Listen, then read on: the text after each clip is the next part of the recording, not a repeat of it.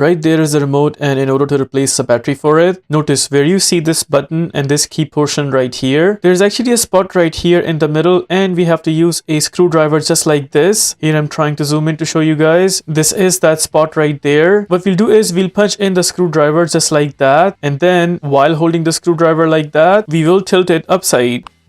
There it is. That is how the cover is taken out. We will keep the cover aside, and right there is our battery. Once again, we will use the similar screwdriver. We'll punch in the screwdriver in that corner and then pull out the battery.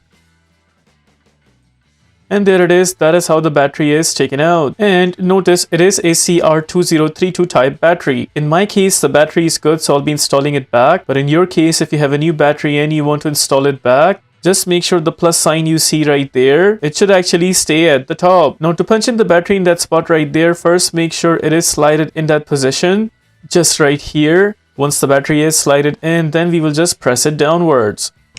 There it is. There are two tabs at the top, so we have to make sure it goes completely in those two tabs. Once the battery is completely in position, now we'll go ahead and punch in this cover. We'll punch in the cover on top and making sure it's aligned properly. Now we'll press the cover down until it goes completely in.